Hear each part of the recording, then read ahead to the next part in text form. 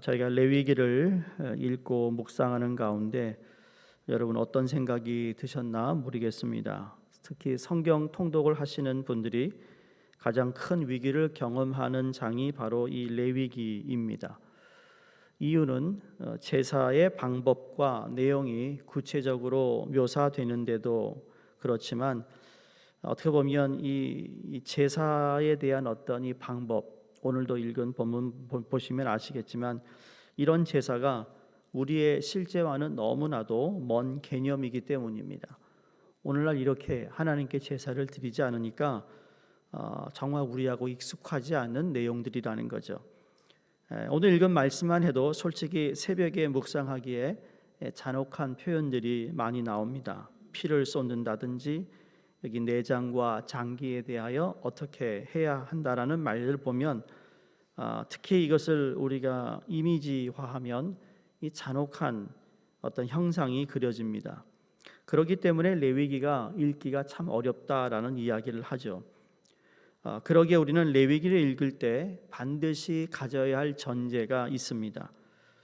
그것은 레위기는 사람의 행동을 통해 신을 만족시키는 제의서가 아니라는 겁니다.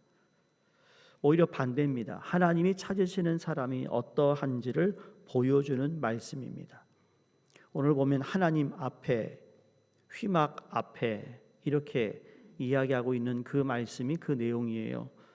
영국 오스포드의 대학교 사회와 사학과 교수였던 타머스 아놀드라는 교수는 이 기독교와 여타 이 종교와의 가장 뚜렷한 구별점이 있다면 그것은 기독교가 다른 종교에 비했을 때 인간이 신을 찾고자 갈구하는 종교나 그러나 기독교는 인간이 하나님을 찾는 것이 아니라 신께서 인간을 찾고자 갈구하는 종교다라고 말합니다. 그러니까 성경에 하나님이 하나님을 영화롭게 하는 사람을 찾는 거예요. 하나님이 부름을 통해 하나님의 사람이 되지만 그 사람들을 통하여 하나님께서 찾는 사람들이 어떠한 사람인가, 성경이 참 여러 가지 방법으로 우리에게 하나님이 찾는 사람을 이야기합니다. 이 말의 뜻이 가장 잘 드러나고 있는 것이 구약에서 레위기서라는 겁니다. 어떻게 보면 이해가 잘 안 될 수도 있겠지만 하나님이 찾으시는 이가 바로 이러한 사람이다라는 것을 레위기서를 통해서 우리가 알 수 있고요. 그러한 전제 조건을 가지고 레위기서를 읽을 때 하나님이 찾는 사람이 이런 사람이라는 것을 우리가 깨달을 수 있게 된다고 믿습니다. 이 관점으로 오늘 말씀을 읽으시면 하나님이 찾는 사람은 어떤 사람이겠는가? 제사를 잘 드리는 사람일까요? 정결한 사람을 이야기할까요? 그렇지 않습니다. 오늘 말씀을 잘 보시면 하나님이 원하는 사람은 여호와 하나님 앞에 서는 사람입니다. 제사와 제의와 또 제사의 결과인 정결함은 하나님 앞에 서기 위한 방법과 결과라는 거예요. 왜 예배를 드리고 하나님 앞에 우리의 죄 사함을 구하는가? 그건 하나님 앞에 서기 위함이라는 겁니다. 이걸 잊어버리고 우리가 종교 생활을 할 수 있다라는 거예요. 하나님 앞에 서는 사람은 2절에서 말하는 누구든지라는 이 단어를 직역하면 영혼과 생명이라는 말인데, 이 말은 영혼을 가진 모든 생명체, 하나님의 생기를 받은 모든 사람을 뜻하는 단어입니다. 즉 모든 사람은 다 하나님 앞에 서야 한다는 것이 레위기 4장의 핵심입니다. 그러니까 모든 사람들이 하나님 앞에 서서 하나님이 찾으시는 정결한 사람이 되는 것이 하나님의 구원 계획이라는 말씀이에요. 그래서 요한복음 3장 16절에 이는 저를 믿는 자마다 멸망치 않고 영생을 얻는다라고 하나님의 구원 계획을 우리에게 해석해 주고 있습니다. 사도 바울 역시 로마서 10장 13절에 누구든지 주의 이름을 부르는 자는 구원을 받으리라 라고 다시 한번 재해석을 해주고 있습니다. 그러니까 누구든지 하나님 앞에 서면 구원함을 받는다는 것, 이 말씀의 원론적인 복음이 바로 속죄제의 제사에 담겨 있습니다. 자, 그래서 오늘 말씀은 그 누구든지 이스라엘 백성으로서는 당연히 아닐 것이라고 여기는 이들까지 지목합니다. 그게 누구예요? 제사장을 이야기하고 있습니다. 여기 누구든지는 그 누구든지 모든 사람이 포함되는데 하나님의 부름을 받아 제사를 행하는 이 제사장도 마찬가지라는 거죠. 이스라엘 백성들의 일반적인 생각 속에는 제사장이 어떻게 죄를 지을 수 있을까라는 그런 생각을 한다는 거죠. 과거에 학교를 다니면 우리 담임 선생님은 밥도 안 먹고 화장실도 안 가는 것처럼 생각했다고 그러잖아요. 그렇죠? 그만큼 선생님들을 존경했어요. 그러니까 모세가 있던 그 시대에 여러분 제사장의 직분이 그만큼 거룩했기 때문에 이 도저히 사람이지만 사람 취급을 하지 않았던 거예요. 그렇죠? 그러니까 그만한 위치에 있는 제사장도 어떻게 해요? 죄를 짓는다. 하나님 앞에 나아가야 하는 사람 가운데 제사장도 포함되어 있다라고 말씀하고 있습니다. 그래서 다시 로마서에 보면 의인은 없나니 하나도 없다라는 말씀이 그대로 우리에게 그 진리를 우리에게 선언하고 있다라는 거죠. 의인이 없습니다. 오늘 본문 말씀을 보시면 이 속죄제에 관해서 이렇게 구체적으로 묘사하고 있는 이유가 무엇일까? 여러분, 이 속죄제는 예수 그리스도와 너무나도 잘 연결되어 있고 연관되어 있는 말씀입니다. 이 속죄제는 대속자이신 예수 그리스도를 상징하고 있습니다. 죄를 범함과 사함이 거듭 언급되어 있는데 하나님께서는 그러한 죄를 위해서도 속죄받을 수 있는 방법을 열어주셨다라는 겁니다. 요한일서 2장 1절에 보면 만일 누가 죄를 범하면 아버지 앞에서 우리에게 대언자가 있으니 곧 의로우신 예수 그리스도시라. 아멘입니다. 우리 예수 그리스도가 하나님 앞에서 대언자가 되어 주시고 있어요. 그러므로 오늘 본문 말씀에서 속죄제가 무엇인지 명확하게 언급함으로 우리의 죄를 어떻게 사함받게 되었는지를 통해서 예수 그리스도의 십자가의 죽으심이 우리가 얼마나 큰 은혜임을 다시 한번 확인하고 그 은혜에 감사할 수 있기를 바랍니다. 자, 3절을 보시면 속죄 제물은 흠없는 것이어야 했다고 그랬습니다. 우리의 이 주님 예수 그리스도는 예수께서 보시기에 온전하고 흠없는 분이셨습니다. 다시 말해 인간의 몸을 가지고 이 땅에 오셨지만 죄가 없는 분이다라는 거예요. 그래서 어린 양, 흠없는 어린 양의 피를 흘려야 되는 거였습니다. 두 번째 4절에 보시면 속죄 제물을 드리는 자는 속히 제물에 자신의 죄를 전가시키고 속죄 제물의 희생을 자기 것으로 동일화시켜야 했습니다. 그래서 속죄 제물을 드리는 자는 그 수송아지 머리에 안수함으로 희생 제물의 죄를 전가시킬 뿐만 아니라 제물의 희생을 자기 것으로 삼았습니다. 죄가 없으신 예수님이 이 세상의 모든 인류의 죄를 담당하시고 십자가에서 피 흘려 죽으셨다라는 것을 바로 이 부분에서 우리에게 가르쳐주고 있습니다. 세 번째 4절에 보시면 수송아지를 회막문 여호와 앞으로 끌어다가 그것을 여호와 앞에 잡을 것이요 제물의 생명을 거두어야 하는 겁니다. 그러니까 죽어야 되는데 이 속죄 제물의 죽음은 여호와와 관계된 것이야 했다라는 겁니다. 여호와 앞에서 잡을 것이요. 그러니까 예수 그리스도가 십자가에서 죽으심은 돌발적인 사건이나 고난을 인내로서 견디신 모습을 보여주는 표본만은 아닌 것이라는 거죠. 예수 그리스도의 죽음은 여호와의 요구에 의한 것이었습니다. 네가 모든 인류를 위해 대신 죽어줘야 된다는 겁니다. 예수 그리스도의 생명은 모든 믿는 자들을 위한 대속자로서 여호와께 연락되었다라는 것. 이게 바로 제물의 생명은 거두어야 한다는 거예요. 네 번째 9절에서 10절 내용인데요. 속죄 제물의 모든 기름은 제단 위에서 다 불살라져야 됩니다. 이 기름을 불사르는 것은 여호와께 향기로운 냄새를 바치는 것인데 속죄 제물의 기름은 속죄제에서 중요한 의미를 지닙니다.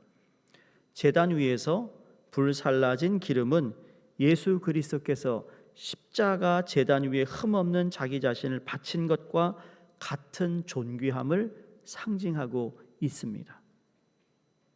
마지막 12절에 보시면 그 송아지 전체를 진 바깥 정결한 곳으로 가져다가 불로 나무 위에 사르게 되는데 속죄 제물의 몸 전체가 진 밖으로 옮겨져야 된다는 거예요.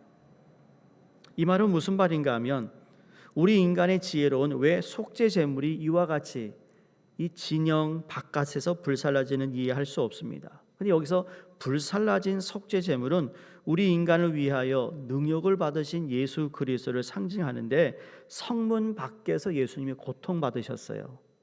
그렇죠? 그리고 여호와 아버지마저 잠시나마 아들로부터 고개를 돌리셨어요. 십자가 달려 죽으실 때. 그래서 그들의 법에는 성전이 있는 곳에서 누구를 죽일 수가 없는 거예요. 그래서 그 성전 바깥에서 예수님이 골고다에서 죽으신 거라는 거죠. 그 다음에 6절에 보시면 제사장이 손가락에 그 피를 찍어 여호와 앞에 7번 뿌릴 것이다 그랬는데 속죄 제물의 피는 뿌려져야 했다라는 겁니다. 자, 제사장이 제물의 피를 여러 곳에 뿌리는 순서는 구약의 이 구원의 방법과 완전히 일치합니다. 신약 성서에서 말하는 구원의 방법과 똑같다라는 얘기예요. 보세요. 속죄 제물의 피는 여호와 앞에 뿌려졌어요. 휘장 앞에 뿌려졌어요. 분향단 위에 뿌려졌어요. 그리고 남은 피 전부는 번제단 밑에 쏟아졌습니다. 우리가 여호와께 나아가고자 한다면 우선 영혼을 위한 속죄의 피를 번제단 밑에 뿌려야 합니다.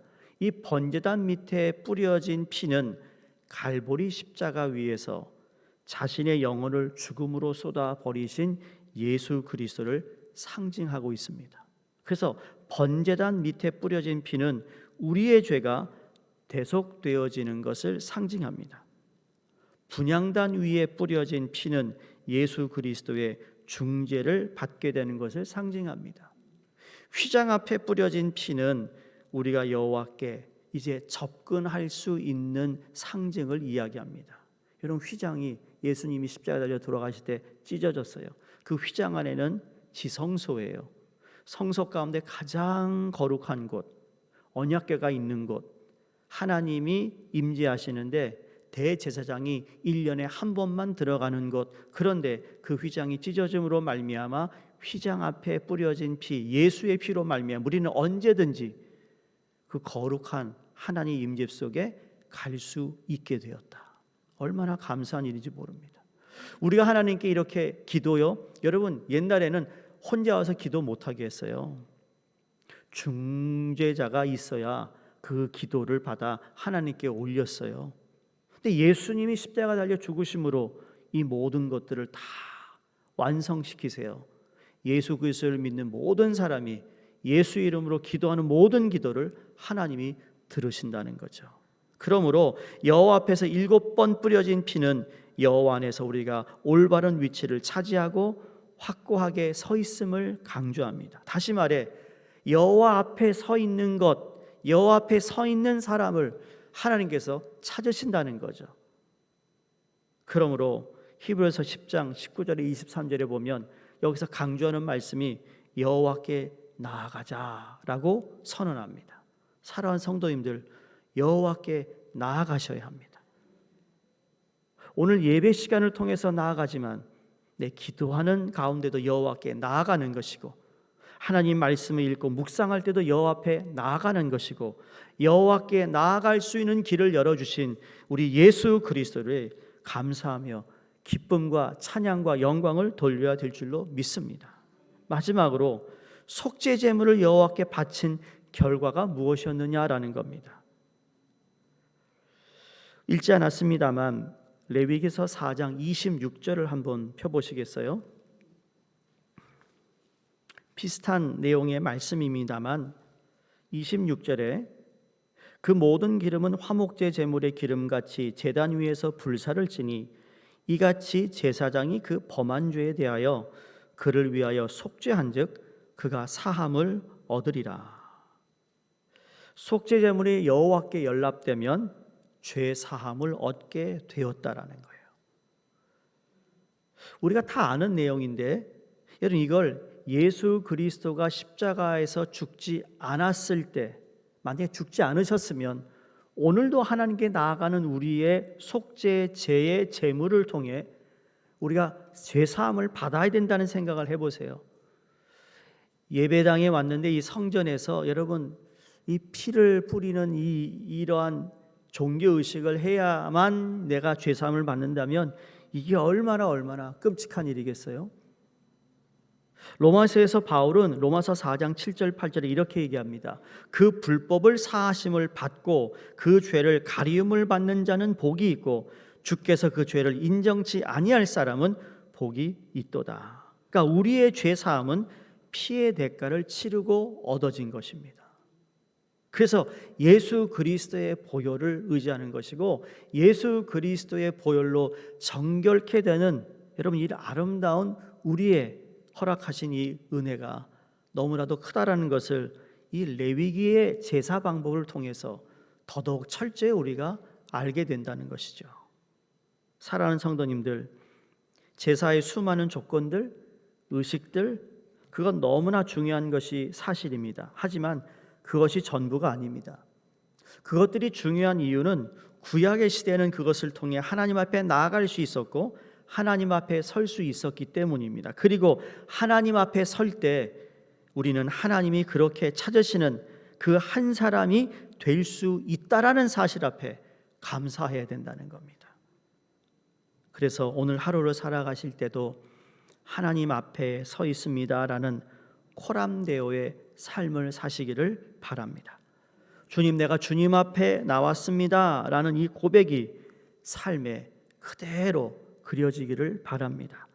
지금 이 자리에 계신 것도 주님, 내가 주님 앞에 나왔습니다라는 의미가 포함되어 있으며 마찬가지로 나에게 주어진 삶의 모든 순간 역시 주님 앞에 서 있습니다라는 고백으로 바꿀 수 있다면 우리의 삶이 주님의 것이고 주님이 찾으시는 그 한 사람으로 오늘도 우리는 하나님과 동행하며 하나님의 영광을 위하여 살아가게 된다는 그 확신과 믿음으로 승리하시기를 주의 이름으로 축원드립니다. 기도하겠습니다. 거룩하신 주님, 주님의 경고와 말씀을 때로는 왜곡한 우리의 삶을 긍휼히 여기시고 용서하여 주시옵소서. 주님과의 관계를 늘 회복하며 살아가는 저희가 되기를 원합니다. 주님을 우리를 위해 오셨고 우리를 위해 걸어가신 그 길, 사순절 절기를 통해 예수님을 의지하여 다시 속죄의 십자가 앞에 나가게 하여 주시고 우리 영혼을 맑게 또 거룩하게 하셔서 이 땅을 밝히는 작은 촛불로 주님의 거룩한 빛을 이 땅에 드러내는 통로가 되게 하여 주시옵소서. 오늘도 그 한 사람을 찾으시는 하나님, 그 한 사람이 바로 나임을 인정하고 믿고 또 하나님 앞에서 살아가는 복된 인생이 되게 해 주시옵소서. 예수 그리스도 이름으로 감사하며 기도드리옵나이다. 아멘. 우리 함께 기도하겠습니다. 우리 선교사님, 알바니아의 최조용 홍정희 선교사님, 성경 번역 선교회 박효섭 조선향 선교사님, 또 우리 전교인 캠페인을 통해 이제 저희가 함께 읽고 있는 이 모든 캠페인이 2주 후면 마치게 되는데 끝까지 우리 모든 성도님들이 은혜 주시고 말씀 가운데 정말 주님의 목적을 잘 깨달아 하나님께 영광 돌리게 하여 주시옵소서. 우리가 사순절을 보내면서 우리의 마음과 생각을 주님께 더 집중하며 하나님께 드려지는 삶이 되게 해 주시옵소서. 함께 기도하겠습니다. 할렐루야. 하나님 아버지